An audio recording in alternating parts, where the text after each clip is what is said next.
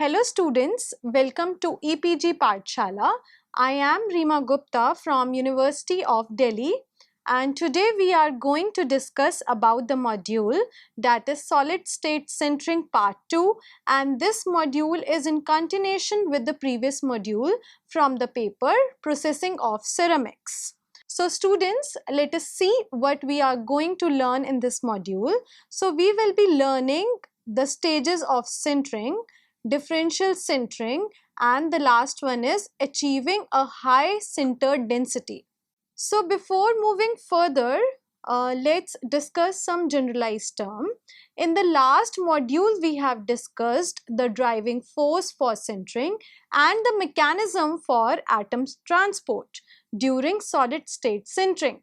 We now discuss various stages of solid state sintering in this module. As we have discussed in the previous slide, that there are various stages of sintering, which we have divided into stage 1, stage 2 and stage 3. So during stage 1, that is stage 1 of sintering, the necks form and grow. The contact area increases from 0 to about 20% with only a very small interparticle penetration. Very small densification, a few percent take place, and the kinetics is dominated by pore curvature. The pore structure remains fully interconnected, and the mechanism which are most active during this stage are the first three mechanisms. So it is difficult to determine exactly which mechanism is operating during the first stage of sintering, and the attempts have been made to do this to get the exponent n and m from the experimental data and then extract the value of diffusion coefficient from these numbers, as we have discussed in the previous modules. This value of the diffusion coefficient is then compared with the value obtained by independent measurements to see if the model is valid. However, there are many problems in this approach.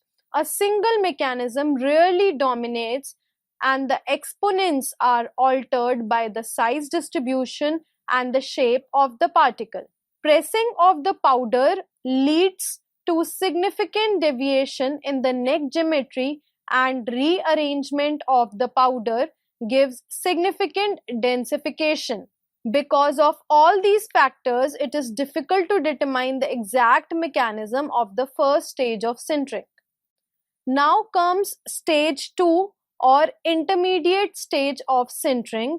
At the beginning of this stage, the necks are well formed. There is a continuous network of pore channels along the grain edges. During this stage, the pore channels shrink and eventually the pore channels pinch off and forms isolated pores. Most densification occurs during this stage only. This stage of sintering is most difficult to model, and the models are based on the assumptions regarding the geometrical features of the porosity. In a model by Coble, the porosity is assumed to exist as cylinders around tetrachedral shape, that is 14 sides grains, and the conclusion which emerge are: first, for fast densification, the dihedral angle should be very large. Second, Coble has arrived at the following sintering rate law, that is P minus P naught is equal to K ln T minus T naught, where P naught is the porosity at time T naught and T naught is the time at which the first stage is complete and the second stage starts. P is the porosity at any time T and K is the material constant containing terms like diffusion coefficient, surface energy, grain size, atomic volume, etc. The constant K is a function of temperature mainly through the dependence of the diffusion coefficient on temperature. As you can see from this figure, that the tetrahedral angle is the angle between the grain boundary and solid vapor interfaces. So at equilibrium, the dihedral angle has a definite value for a single solid. The value of the equilibrium dihedral angle changes if the vapor phase is replaced by a liquid phase, as is the case in liquid phase sintering, which we have discussed later. As the sintering proceeds, during the intermediate stage, the cylindrical pore channels shrink in diameter and so their radius of curvature decreases, and therefore the vacancy concentration gradient also increases. As the pore becomes longer and thinner, they become unstable and break up into smaller pores. This instability of the pore channels occur when rho by L is very much greater than equal to 2 pi. Here, rho is the radius of the cylindrical pore channel and L is its length. These smaller pores are along the grain boundaries and at the triple grain junctions. This pinching off of the pore channels occur at about 92% and the porosity is no longer interconnected and changes from porosity open to the outside atmosphere to a porosity close to the outside atmosphere. This change in the relative amounts of the open and closed porosity with time is shown in this figure and the behavior we have discussed. The pinching of the pore channels and the porosity becoming mostly closed porosity marks the end of the stage 2 of sintering and the start of third stage of sintering. Now let's discuss the stage 3 or the final stage of sintering. The final stage of sintering starts at about 8% of the total porosity. The microstructures consist of isolated pores at the grain boundaries and at triple grain junctions. Further, densification requires that the pores should be eliminated. So, there are various phenomena that occur during the stage, and some of the phenomena are shrinkage of stable pores, grain growth, and trapping of the gas in the pores, and so on. So, we will be discussing all these phenomena one by one in further slides. So now comes shrinkage of pores due to diffusion of vacancies from the pore to the grain boundaries. So this is one of the most important mechanism of porosity reduction during the intermediate stage of sintering. So further reduction in porosity during final stage of sintering also depends on this mechanism. The diffusion can occur both through lattice diffusion as well as through grain boundary diffusion. The grain boundary diffusion is much faster than lattice diffusion. So for this mechanism to be very effective, it is necessary that the pores stay attached to the grain boundaries. So during this stage, some grain growth also occur, which entails the movement of the grain boundaries. So if the pore mobility is high, then pores are able to move with the grain boundary and stay attached to it. So the first is Ostwald ripening. So according to the equation which is mentioned below, the concentration of vacancies under a flat surface C naught and that under a curved surface C are related as natural log of C by C naught is equal to minus natural log of P by P naught, which invert equal to minus gamma omega by kT times 1 by R1 plus 1 by R2, and this formula is same as we have discussed in previous module. So for a spherical radius R1 is equal to R2 is equal to R, and the equation becomes natural log C by C naught is equal to minus 2 gamma omega divided by minus 2 gamma omega divided by K T R. Here the pore radius R is negative for a concave pore and its magnitude is smaller for a smaller pore. The concentration of vacancies is therefore higher next to the smaller pore, and so the vacancies diffuse from smaller pore to large pore. This causes the large pore to grow bigger and smaller pore to get annihilated. Now the second is pore coalescence due to grain boundary migration. As we can see from this figure that the chemical potential of atoms on the convex side of grain is smaller than that on the other side.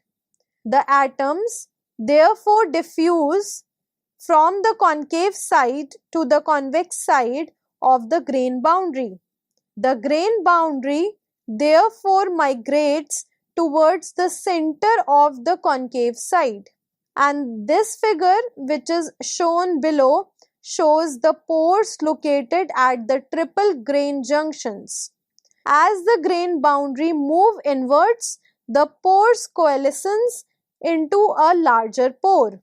As the pore grows, its mobility decreases and it is more likely to separate from the moving grain boundary and end up inside the grain, from where its removal is difficult due to necessity of lattice diffusion, which is slower, and also because of larger distance from the grain boundary. Now the next phenomena which is occurring during the third stage of sintering is stable pores.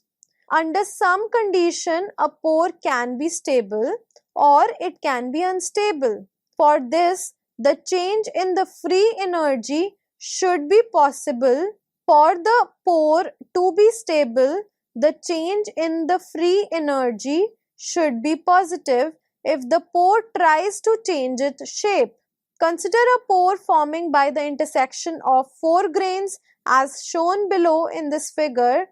Considering the change in energy when the pore shrinks from A, B, C, D to E, F, G, H. Take the depth perpendicular to the plane of the paper to be unity. Due to the shrinking of the pore, the surface area equals to 8 times, that is 8x, is lost, and a grain boundary area equal to 4y is gained. For the pore to shrink, the decrease in surface energy must be larger than the gain in the grain boundary energy. That is, 8x gamma is greater than 4y gamma, or x by y is greater than gamma GB divided by 2 gamma SV. Or in simple words, we can say that phi is less than 2 cos inverse gamma of GB divided by gamma SV. We can say that this phi is less than phi C, where phi C is equal to 2 cos inverse gamma GB divided by gamma SV. Now, if a polygon with n sides has an inclined angle phi between two sides, then n is equal to 360 divided by 180 minus phi. Therefore, for phi less than phi C, we have n less than nc. That is, the number of sides in the pore should be less than a critical value nc. Similarly, for a hexagon, if we talk about, phi is 120 degree and n is 6. In this case, the sides of the grains surrounding the pores are flat and there is no force due to curvature to move the pore surface. On the other hand, for a polygon, n is greater than 6 and the dihedral angle is greater than 120, so that the pore surface is convex or the surface grain or the grain surface is concave, and so the grain shrinks as discussed earlier, or we can say that the pore grows. Therefore, a pore surrounded with more than 6 grains will grow, while the one surrounded by less number of grains will shrink, as shown in the figure. In 3 dimensions, a pore surrounded by more than 12 grains grows, while the one surrounded by less number of grains shrink. Now the next phenomena which we are discussing is grain growth. Towards the end of the sintering, there is not much change in density, and further prolonging the firing operation causes the grains to grow. Grain growth is not desirable because the properties are in general degraded if the grain size is large. A simple derivation can be done which can be summarized as follows to show that the grain size increases as square root of time. So as we know that the driving force for grain growth is directly proportional to 1 by radius of curvature of grain boundary, or it is inversely proportional to grain diameter. So if L is the grain size, we can write that dl by dt is equal to k by L. So now integrating this expression from an initial grain size L naught at t is equal to 0 to L at time t, we get L square minus L naught square is equal to kt, or we can write that L is approximately equal to t to power 0.5 or root of t. In practice, the exponent is between 0.1 to 0.5. Some additives can be used to inhibit the grain growth. Particles of a second phase which is insoluble in the ceramic and has a high melting point can be added to the powder. These particles are likely to end up at the grain boundaries and slow down the grain growth. And some examples of second phase particles effective in various systems are Al2O3 in strontium titanate, La2O3 in Y2O3, Y2O3 in ferrite, etc. However, there are some compounds which act as grain growth inhibitor in a particular system, for example, MgO in Al2O3, or you can say CaCl2 in KCl. The additions are soluble in the matrix, and the probable mechanism is that the solute segregates to the grain boundary and slows down its motion. The pores located at the grain boundary also pin the boundary by exerting a drag force which slows down the grain growth rate. If the grain growth rate increases beyond a certain point, then the pores separate from the grain boundary, then the drag force decreases drastically and the grain growth rate increases, which can be seen from this figure. The next phenomena which is participating in stage 3 sintering is trapping of the gas in the pores. As we have seen earlier that the difference in the chemical potential between atoms across a curved surface is given by the following equation, which is delta mu is equal to mu minus mu naught is equal to gamma omega times 1 by R1 plus 1 by R2.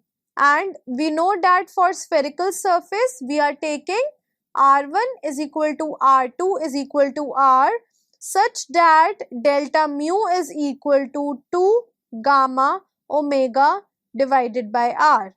So this is the driving force for sintering. The driving force per unit volume will be 2 gamma by R, which has the units of pressure. Thus, the atoms under the surface are under an effective pressure or stress which is given as 2 gamma by R. During the final stage of sintering, when the pores become closed, they trap within them the gas of the furnace atmosphere. As the pores shrink, the pressure of the trapped gas increases. At some point, the gas pressure inside the pores become equal to the sintering pressure, that is 2 gamma by R. At this point, the pore cannot shrink further and the sintering stops. To avoid such conditions, the sintering atmosphere during the final stage of sintering should be such that the gas can diffuse through the solid ceramic at a reasonably fast rate so that the pressure inside a pore does not build up. For example, in case of Al2O3 gases such as H2 and O2 can be used during the final stage of sintering as they can diffuse through alumina, but nitrogen should not be used as it will be unable to diffuse into it. Now comes abnormal grain growth. So grain growth can be of two types. One is normal grain growth and second is abnormal or exaggerated grain growth. So in normal grain growth, the average grain size increases with time, but the grain size distribution remains self-similar. Whereas if we talk about abnormal or exaggerated grain boundary, some grains grow to very large size and the abnormal grain growth is undesirable.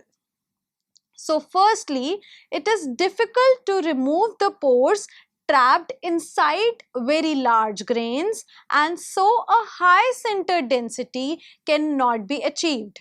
Secondly, such large grains are detrimental to the properties. So the reasons for the abnormal grain growth are not yet well established. Earlier it was proposed that if the initial particle size distribution is non-uniform such that there are some very large particles, then these large particles grow into abnormally large grains. However, later experiments and computer simulations did not support this idea. So the abnormal grain growth appears to be due to the chemical composition and the surface of grain boundary of such grains. The grain boundary probably consists of planes which have low energy, and this may be leading to rapid growth of such grains. Now next come is the differential sintering. In a grain body, the grain density may be different in different regions. Thus, the soft agglomerates of a particle have a higher grain density than the region in which the individual particles are packed together. During the sintering, the regions of high grain density sinter at a fast rate than the regions of low grain density. This leads to low overall density and, more importantly, to creation of cracks and defects which lowers the strength of the sintered body. So, this is the problem of differential sintering which has been analyzed by various workers. Let us consider the two cases which are shown in this figure. In cone case, a slow sintering inclusion such as hard agglomerate is surrounded by a fast sintering matrix, and in the other case, a fast sintering inclusion such as soft agglomerate is surrounded by slow sintering matrix of a low grain density. In the first case, that is cone 1, hoop stresses develop causing radial cracks to form. while in the other case a tensile stress is produced at the interface, giving rise to circumferential cracks.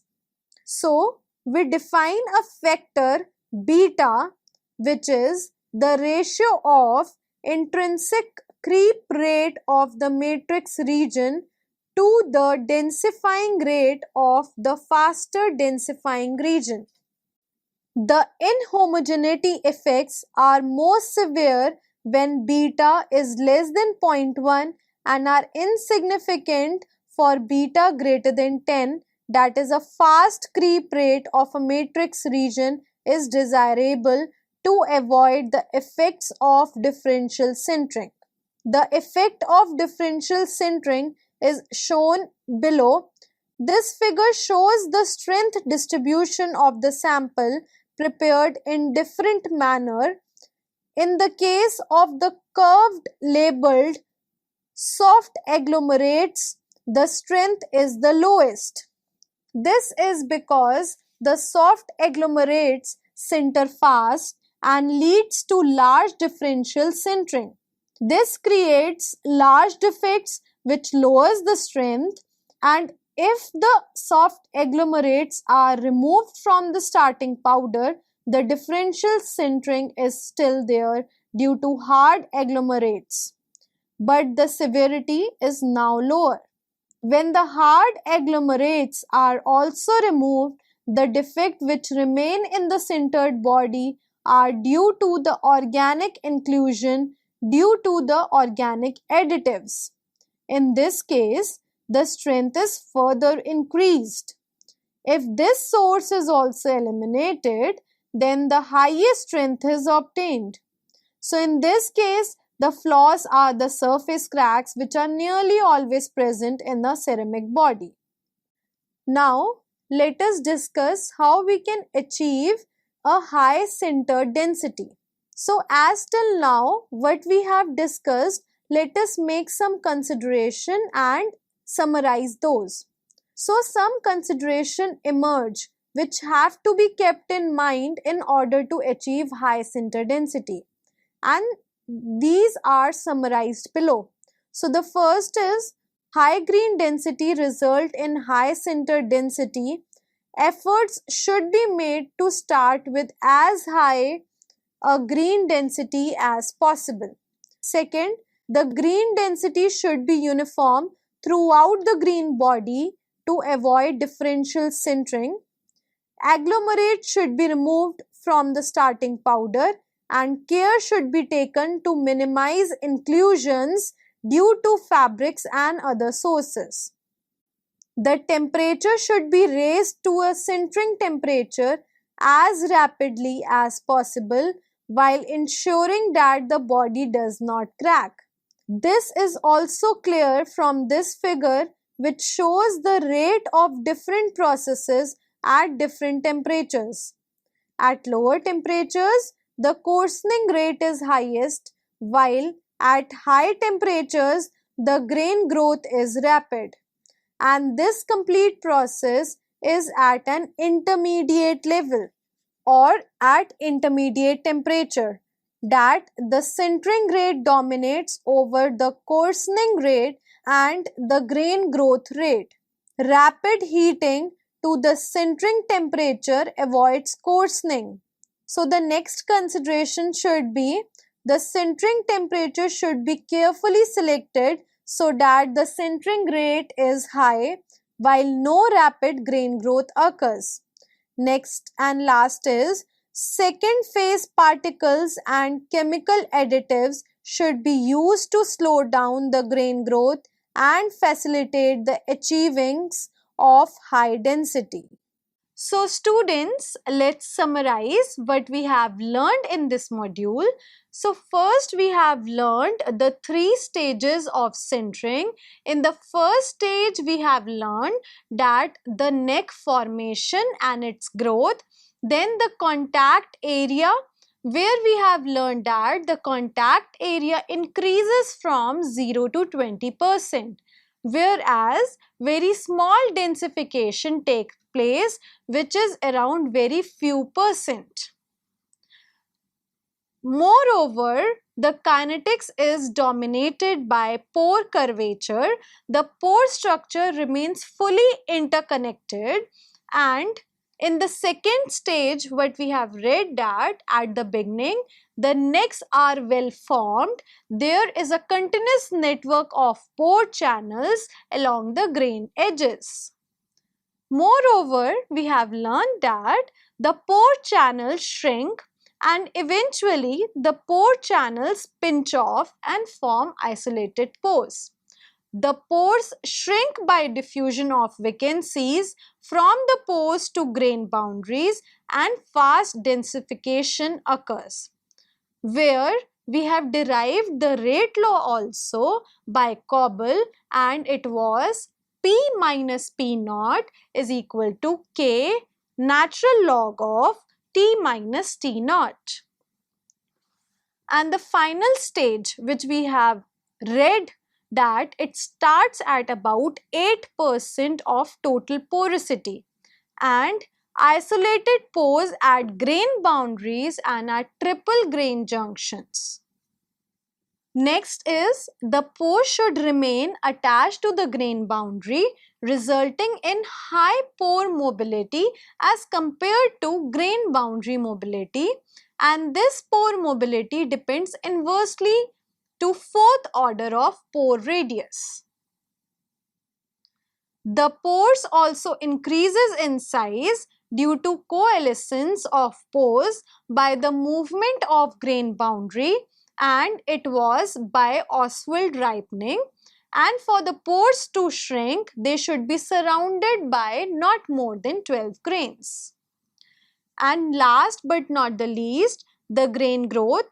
So we have read that the prolonging the fire operation causes the grains to grow, resulting in undesirable as properties degraded, whereas the grain size increases as T to power n, where T is the time and n is the exponent, whose values varies from 0.1 to 0.5. To achieve a high centered density, a green density should be very high and uniform throughout the green body.